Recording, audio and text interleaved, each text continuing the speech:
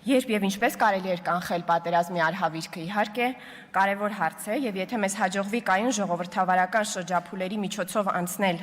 եւ պատմությունն ու պատմագրությունը փրկել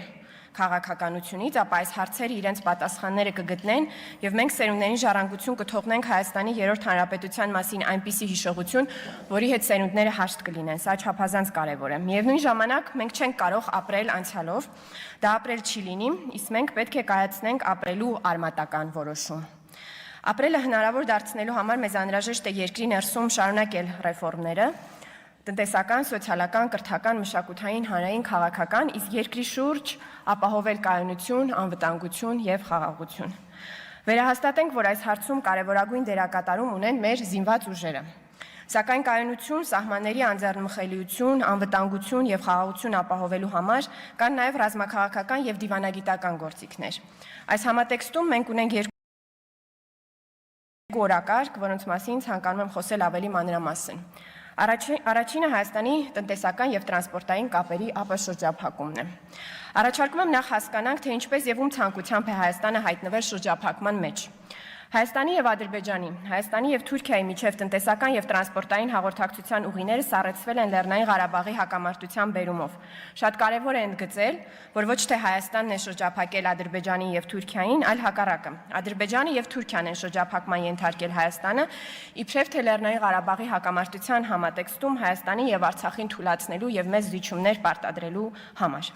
Սրանից իհարկե կարելի է եզրակացնել, որ ապաշրջափակումը մեզ ձեռնտու է։ Սա չի նշանակում, թե տարածաշրջանում տնտեսական եւ տրանսպորտային կապերի ապաշրջափակումը ձեռնտու չէ Ադրբեջանին։ Ադրբեջանը իհարկե ցանկանում է դեպի Նախիջևան ճանապարհ եւ երկաթգիծ ունենալ, բայց Ալիևը միևնույն ժամանակ նախընտրում է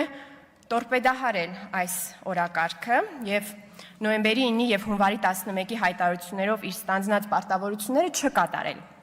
Սրա պատճառով է, որ Ալիևը աղճատում է ապաշրջափակման օրակարգը ներկայացնելով այն որպես միջանցք։ Ինչ է տալիս միջանցքի մասին Ալիևյան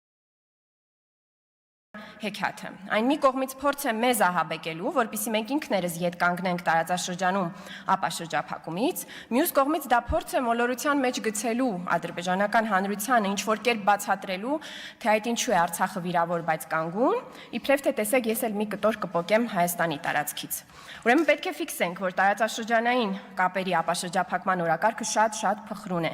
Այն իհարկե մեր օրակարգն է, սակայն բացառապես նոյեմբերի 9-ի եւ հունվարի 11-ի հայտարարություններով ստանձնած համաձայնությունների շրջանակում։ Այս համատեքստում անհրաժեշտ է, որ հայաստանյան խորհրդարանական եւ արտախորհրդարանական ընդդիմությունը համախմբվի այս օրակարգի ճշգրիտ ձևակերպման շուրջ։ Շատ վնասակար է, երբ հայաստանյան դերակատարները տարածաշրջանային տնտեսական եւ տրանսպորտային կապերի ապաշրջափակման օրակարգը մեկնաբանում են ըստ Ալիևի, շարունակաբար տիրաժավորելով, թե երևակայելի է Հայաստանի Հանրապետության տարածքից զիջում կատարել։ Սա հիմնավորելու համար նրանք հողում են կատարում Լեռնային Ղարաբաղից տարածքային կորուստներին եւ Հայաստանի սուվերեն տարածք ներխուժման փաստին։ Սա հենց այն է, ինչ ուզում է Ալիևը, որ մենք իր շարունակական ոտնձգությունների պատճառով ետ կանգնենք մեր շահերից բխող օրակարգերից։ Միևնույն ժամանակ շատ կարևոր է ֆիքսել, որ հայաստանյան խորհրդարանական ընդդիմությունը տարածաշրջանային ապաշրջափակման օրակարգը քննադատում է բացառապես ներքաղաքական նպատակներից ելնելով։ Գիտեք, թե սա ինչպես է ապացուցվում։ Ընդդիմության նախընտրական ծրագրերի միջոցով։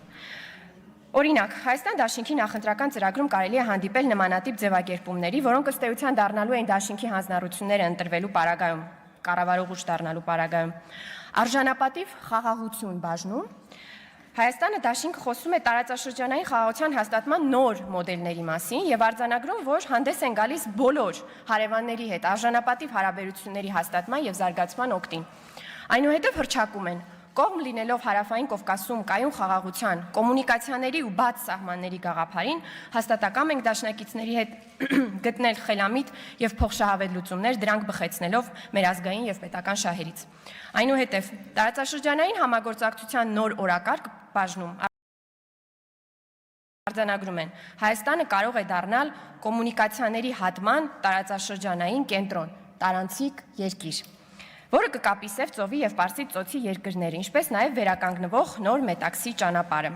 Առանձնահատուկ կերպով հետամուտ ենք լինելու, ասում է դաշինքը, Հայաստանի որպես դեպի ծով ելք չունեցող երկրի կարգավիճակից բխող իրավունքների իրացմանը։ Պատիվ ունեմ դաշինքն էլ պակաս տարածաշրջանային չէ։ Նախ տնտեսության բաժնում դաշինքը արձանագրել է, որ անհրաժեշտ է հաշվի առնել Հայաստանի առանձնահատկությունները եւ այն գործոնները, որոնք երկարաժամկետ կտրվածքով սահմանափակում են Հայաստանի մրցակցային առավելությունները, այդ թվում դեպի ծով ելքի բացակայությունը, շրջափակումն ու լոգիստիկ դժվարությունները, իսկ արտաքին քաղաքականության խնդիրները բաժնում արձանագրում է. տարածաշրջանի ենթակառուցվածքային նախագծերի կյանքի կոչումը պետք է հիմնված լինի միմյանց հանդեպ վստահության, կառուցողական երկխոսության եւ իրապես բարիդրացիական հարաբերությունների վրա։ Այնուհետև Թուրքիայի հետ ունեցած խնդիրները արձանագրելուց հետո դաշինքը հանձն է առնում։ Չնայած դրան պետք է մշակվի եւ իրականացվի Թուրքիայի հասարակության հետ ուղիղ շփման մեր մոտեցումների եւ պատկերացումների ներկայացման գործիքակազմ, որը կնպաստի հանրությունների միջև երկխոսության հաստատմանը։ Շատ հետաքրքիր բան է ստացվում։ Մի կողմից Հայաստան եւ պատիվ ունեմ դաշինքները փաստորեն հանրության արչեւ գրավոր հանձն են առել Հայաստանը դարձնել տարանցիկ երկիր եւ խթանել հանրությունների միջև երկխոսությունը, մյուս կողմից բանավոր ինչքան ուժ ունեն քննադատում են այդ օրակարգերը։